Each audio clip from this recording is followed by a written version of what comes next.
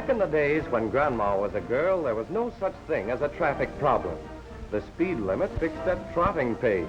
And when Grandpa got tired of driving, all he had to do was tie the reins around the whip socket and give old Maud her head. Then came the dawn of the motor age. The horse was transformed into horsepower and imprisoned under a shiny hood. Of course, these early horseless carriages were anything but dependable. And when two of these ancient gas buggies met, there was a traffic problem. Only steely nerves and a firm grip on the wheel could avoid disaster, for even under the most fortunate circumstances, guiding these temperamental mechanical grasshoppers was as much a matter of luck as skill. The rutted lanes of a generation ago are now smooth ribbons of concrete, bringing once distant cities within a few short hours, linking the nation together with the greatest highway transportation system in the world. American highway builders have done their work well, conquering road hazards, controlling the traffic flow, and keeping the driver constantly informed, like the engineer of a crack railroad train, of driving conditions ahead. Wherever the road leads, there you will find the outposts of that great army of protection, the highway police. An army of national defense, trained and equipped to keep all quiet on the highway front, on the job 24 hours a day. With the finest and best controlled highway traffic system in the world, it would seem almost ridiculous that highway accidents should happen. Well, there are still accidents, all too many of them, but they are never ridiculous, and they don't just happen. Who is at fault here? Of course, each driver blames the other, but let's reenact the events leading up to this crash and judge for ourselves. Here he comes, traveling along a superhighway. He's on his own side of the roads. His brakes are good enough to stop within the assured clear distance ahead. At least, he thinks they are. And here is the other car, traveling slowly toward the intersection. At the intersection, the driver stops. He sees the approaching car, but then there's plenty of time. But is there? Watch out! And there is another motoring accident added to the list of more than 1 million which occur on American streets and highways every year. Who is to blame? After all, it really doesn't matter, no. The important point is that this tragic accident need never have occurred if one driver had been willing to spare just a few seconds and if the other driver had been sure that his brakes were equal to his speed. Analyzing the causes of all accidents, we find that inability to stop in time is by all odds the outstanding reason for motoring mishap. How quickly can you stop?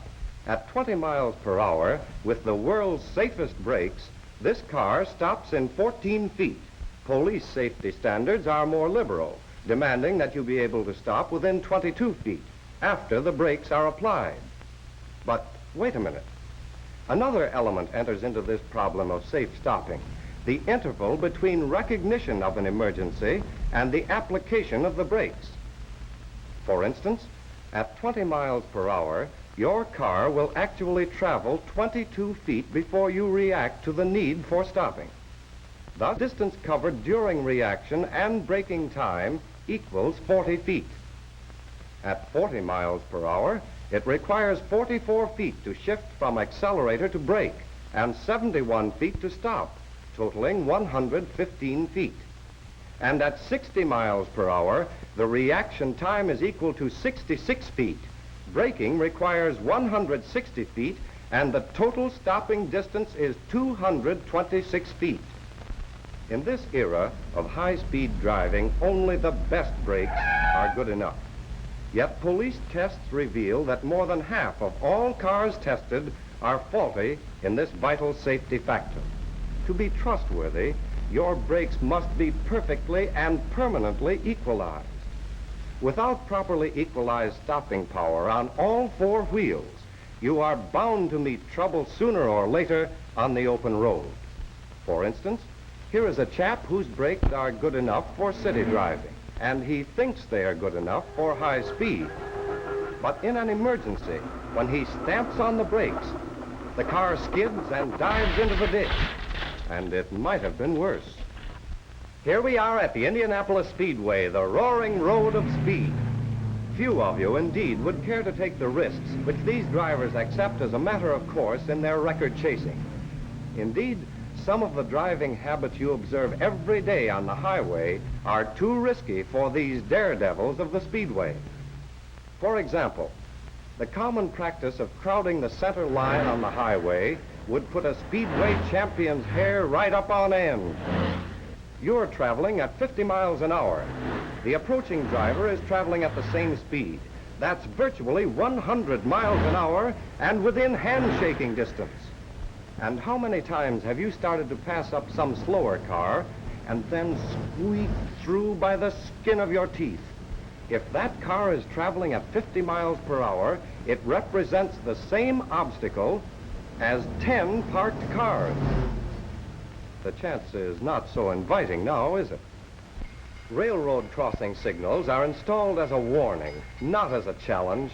Yet there is always some impatient motorist willing to gamble. If he wins, it means only the saving of a few seconds. If he loses, well, do you think those seconds were worth the risk? Alcohol in the radiator of a motor car is a necessity, but alcohol in the operator is one of the outstanding causes of accidents. You wouldn't ride with an airplane pilot who had taken even one cocktail, and a drink on the road may be just as hazardous as a drink in the air. Public enemy number one always shows up in the most unexpected places. You can look for him to appear on the wrong side of the road passing another car on a hill. Another of his favorite haunts is blind turns. As usual, he's on the wrong side of the road. On narrow country lanes, he takes the whole road to himself. What about you? Well, you can either meet him head-on or take the ditch and take the consequences. And on a pleasant Sunday afternoon on any crowded highway, when you see a long line of delayed traffic, you can make up your mind that Mr. J. Rhodes Hogg is holding up the procession. A nuisance indeed, and more important, a deadly menace to general traffic. For anyone who attempts to pass does so at his own risk and the risk of all oncoming cars. At last this traffic menace is removed from the highway, and let's hope they pen him up for good. Hey, wait a minute. Can this be the desperate public enemy of safe motoring? Not a bad-looking fellow. In fact, if you hadn't witnessed the results of his driving, you'd say he'd make a pretty good neighbor. Here's something to think about the next time you and I are tempted to ignore the rules of courteous driving. As a matter of fact, there will be no highway traffic problem if you and I, some 30 or 40 million of us, observe the golden rule of the open road and mix some horse sense with our horsepower. Most car manufacturers are doing their part, giving us cars so safe and simple to operate that they should make expert drivers of us all. The most modern of the new cars have powerful, self-equalizing brakes that furnish the stopping power to avoid accidents. Low center of gravity draws this car back to earth like a magnet, even when tilted to an extreme angle.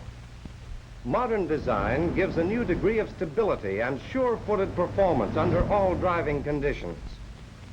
New scientific weight distribution and springing makes possible an entirely new conception of riding comfort and handling ease, entirely free from steering wheel fight no matter how rough the road. What's this? Catastrophe? Oh no. Merely a demonstration of strength and safety of the new type of steel bodies by the men who break up automobiles to build them better. In this thrilling testing, these drivers are not suggesting that you try to imitate their performance. They are experts, strapped in their seats and experienced in this fine art of motor car mauling. And what does it prove? Just that in the event of an inescapable accident, the modern car offers you the safety of a mighty armor of tough steel welded to steel, the ultimate in protective coachcraft. No car, however well designed and built, is any safer than its driver. Indeed, as some jokester once remarked, the most important part of any automobile is the nut, that holds the steering wheel. And the best rule of the road is be prepared for the unexpected.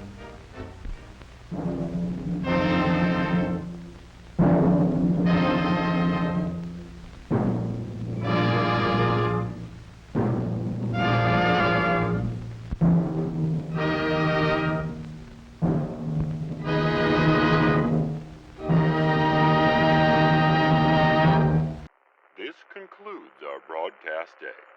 Good night, and God bless America.